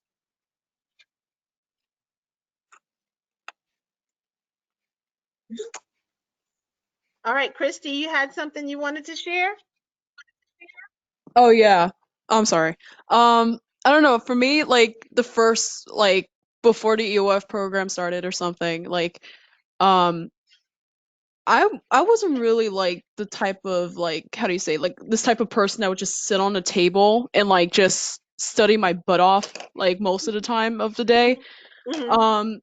So I just came from that person that would just sit on my bed and just do whatever in my free time, and then and to this person that just sits on the table and then just actually studying and get all the information from my textbook and all that. So All right, and your goal was what? What was remind me of your goal? it's to study efficiently and have motivation. All right, so you would say that between the beginning of this challenge and now, you've actually set aside time that you take and you sit down and you actually get it done.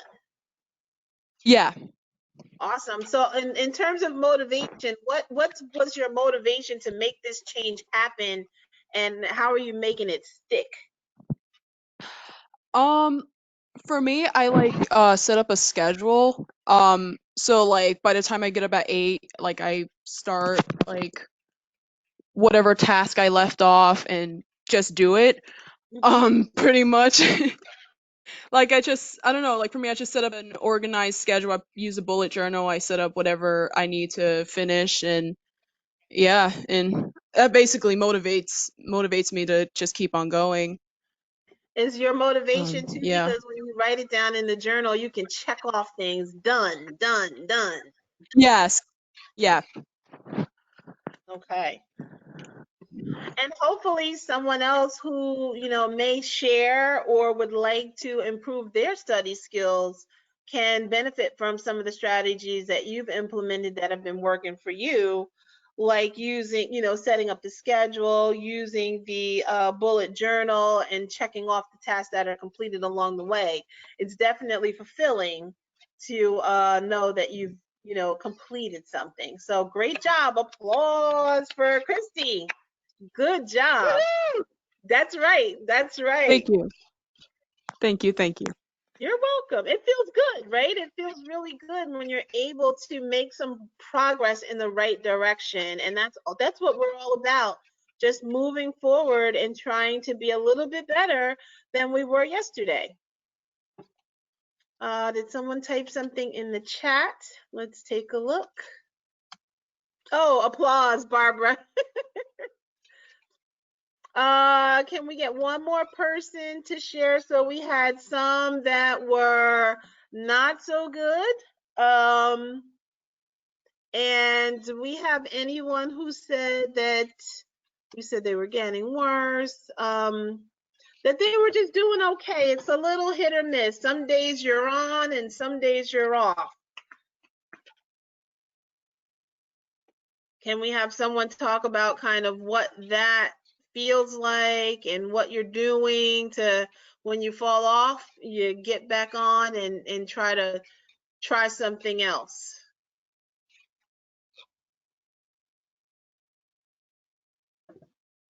So, I'll go. I Okay. haven't been doing so well with mine.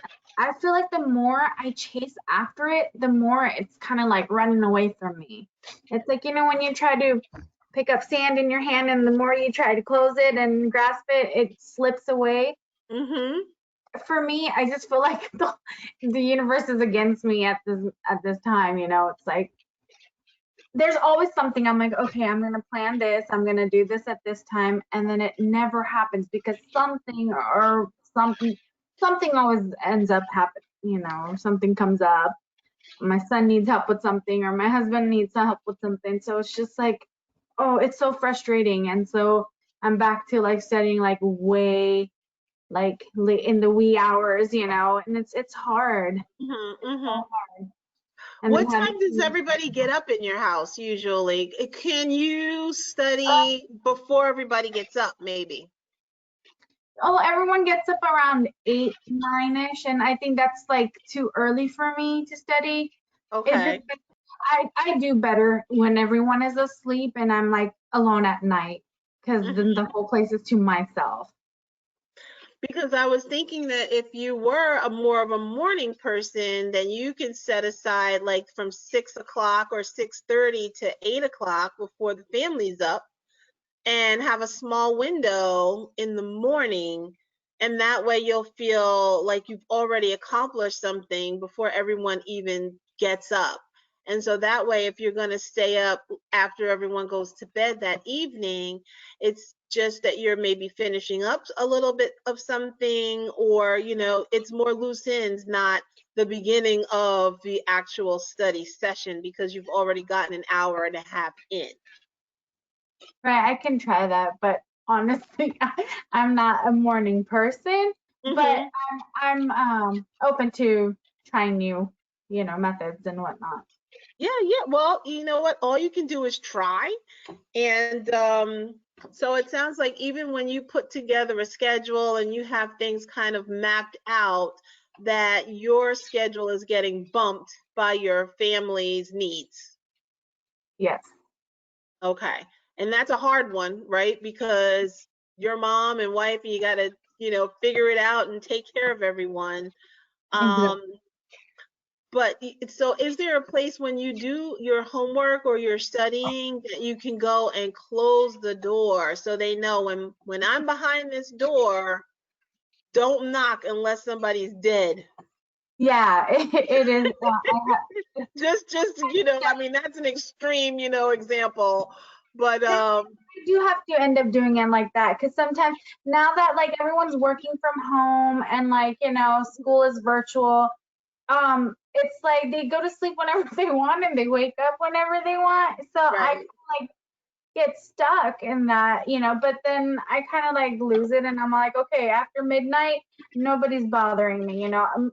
So from midnight to like 4 a.m., that's when I'm doing my stuff. Wow. Okay, but now what if you have your 11:55 deadlines? So you're doing a 12 to 4 in the prior evening to make sure that your 11:55 deadline is met for the next day then. Yeah, I mean, I make sure I'm in my time, you know. In the window. Yep. All right. Well, first of all, you know, try some different things and the 12 to 4 window, if that's working for you with the, you know, kind of flexible schedule that's going on in your house with the family, then that's going to be what works. I know I'm not a morning person either at all, but rather than stay up all night long, because I have a tendency to do that and burn myself out the next day, you know, when I'm working, I will get up at like 5:30 or 6 o'clock. And actually, you know, sometimes I'll check my emails for work really quickly so that way, you know, once everybody else is up for work, I've already gotten out ahead of that. But for school, I'll definitely, if it's research or, you know, writing a discussion post, try and get some of that done but by 8 o'clock or 9 o'clock before I get on with this workshop sessions that we do at around 10 o'clock. So I've already feel pretty accomplished by the time I meet with you during our EOF workshops because, you know, I've already been able to check some boxes on things that I've been able to complete. So you know, give it a try. It might turn out that you're like, oh my gosh, well, it's not easy to get up. You were able to check off so many boxes in that hour and a half that you can maybe not stay up till 4 o'clock at night. Maybe you'll only do a 12 to 1:30 or 2 o'clock. Yeah, I'll have to give it a try then. Yep. Thank You're welcome. You're welcome.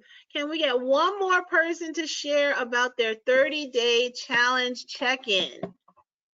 And then we will break for lunch and go into your study blocks.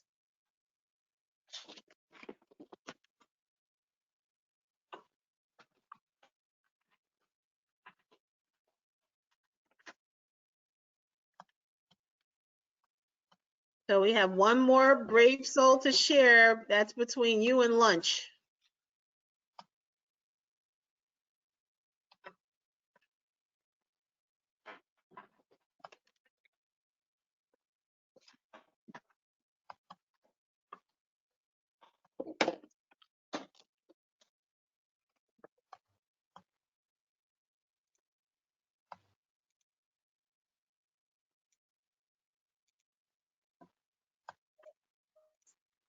Okay, can I call on someone then? Let's see.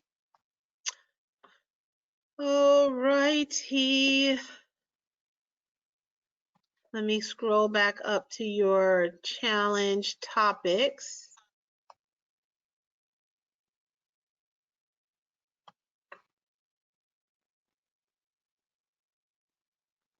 All right, you know what, Melanie, I'm going to choose you because you and Lisa also share that healthy eating. Lisa's is more in the spirit of weight loss. And I thought there was one more healthy eating person.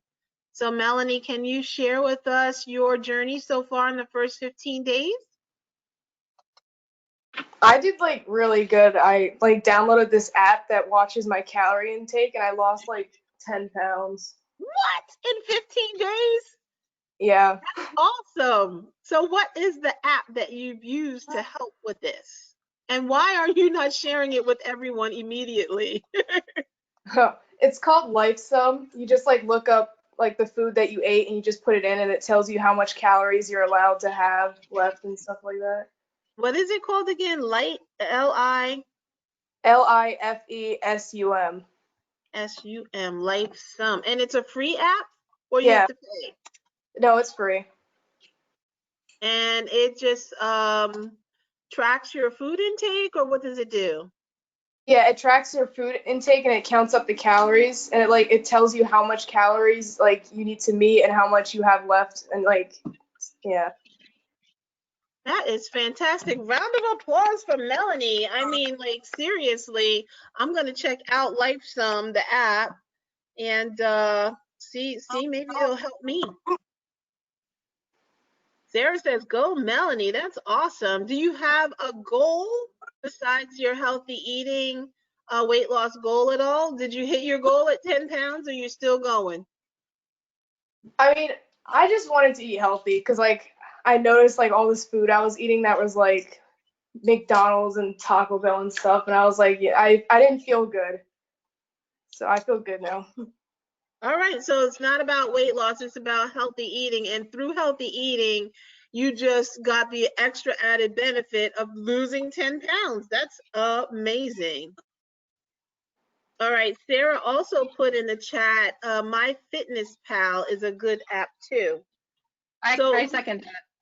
Okay, MyFitnessPal. So Lisa, I was just gonna say, you know, how were you making out on your 15-year midway point with your journey?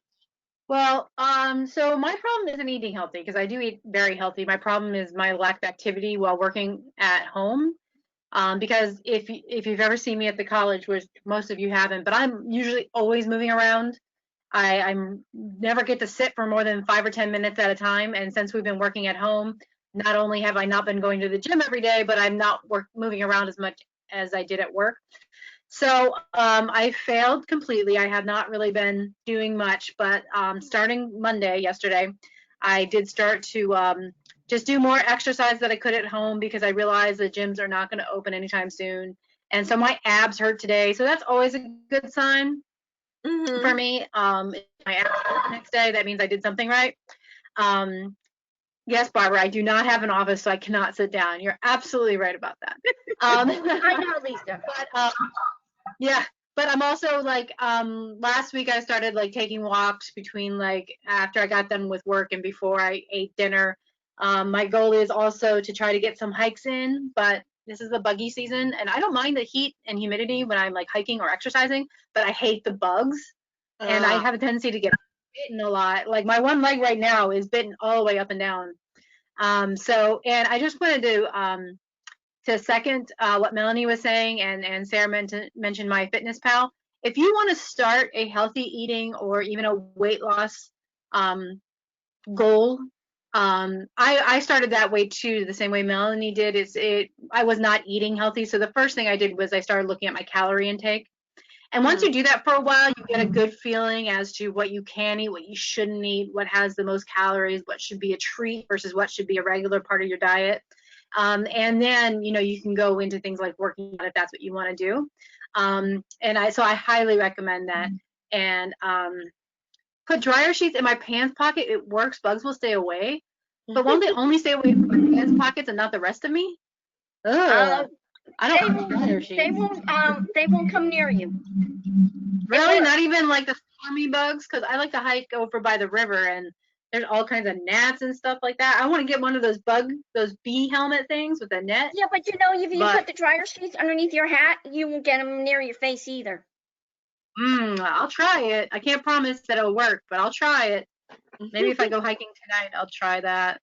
I'll let y'all know if it works. But yeah, so I mean, losing weight, eating healthy is not like a temporary thing. It should be like a permanent goal that you're working towards. Not the weight loss thing as much as eating healthy.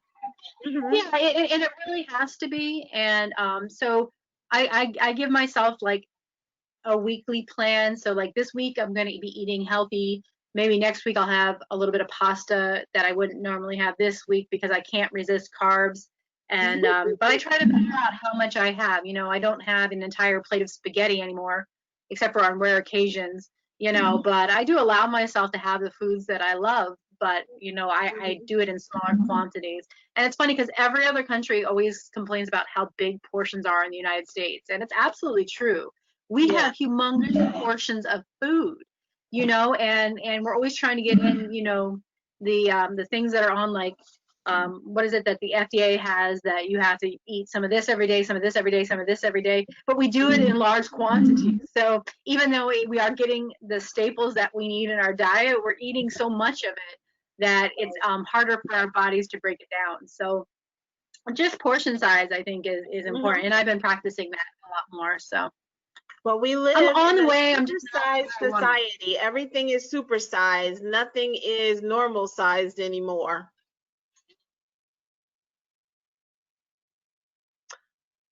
All right. So with that, I'm bringing up tomorrow's schedule. So tomorrow. That's true. Everywhere you go, you'll get a giant portion of. Yes. Yes, definitely. So tomorrow we are going to do something in the spirit of the What I Be project, and you can actually Google that, but I'll have some images. It'll be fun.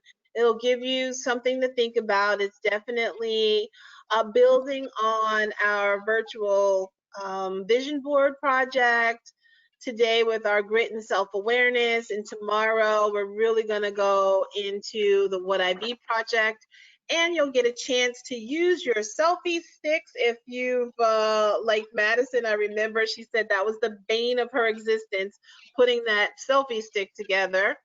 But you know, or you could just hold it, but I thought the selfie stick was nice. You'll be taking some pictures, and we'll put together a collage of our version of the What I Be project.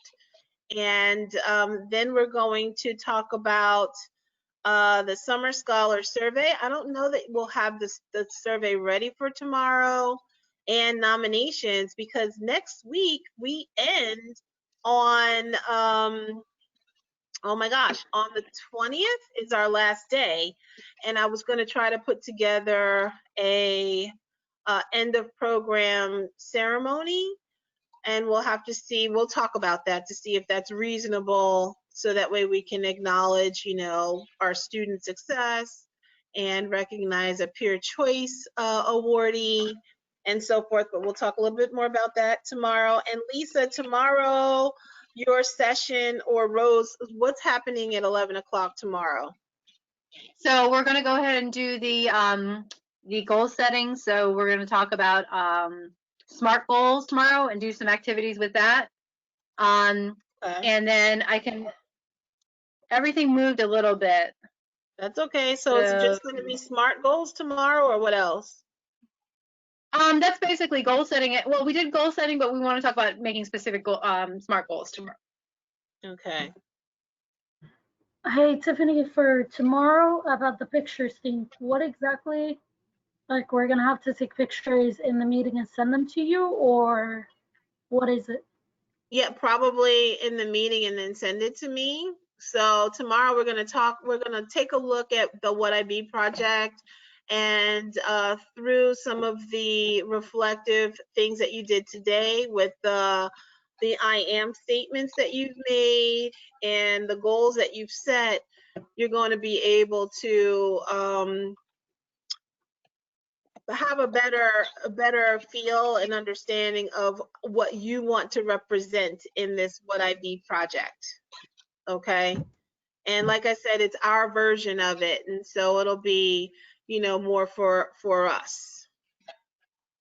Okay, thank you. All right. And you'll get more instruction, and you'll see a little bit more what it's all about if you Google it, you'll see a little bit, but certainly tomorrow I'll have some slides that'll demonstrate what it's all about, how it's being used nationally. And, you know, it's just recognizing that unicorn in all of us. We are all different. We're all unique. And it's all about belonging, or having that feeling of belonging. Everyone at some point has probably experienced a moment in time when they didn't feel like they fit in, or they weren't wanted in a group or in a certain setting, or just didn't feel comfortable. And that's because usually those are moments when you don't feel that sense of belonging.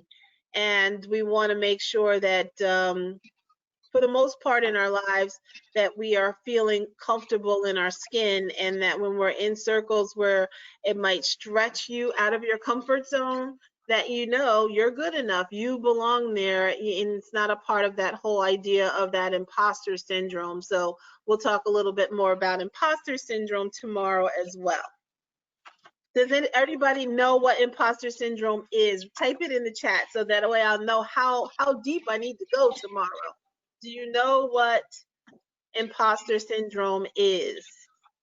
Yes in the chat, or no? And by the way, I put the link for the What I Be project in the chat too. Thank you. You're right on top of it. So no, not really. All right, so tomorrow we'll have a really good discussion about belonging, about the What I Be project, and about the imposter syndrome. And we've all experienced this at some point. Where do you think the little phrase "fake it till you make it" comes from? Fake it till you make it comes from that whole idea of the imposter syndrome. And so these little idioms or whatever, you know, these little sayings, they are kind of born or created out of these different situations that people experience because of a certain, you know, scenario or what have you. And in this case, the imposter syndrome, that whole fake it till you make it idea was kind of born from that. And we'll talk about that tomorrow.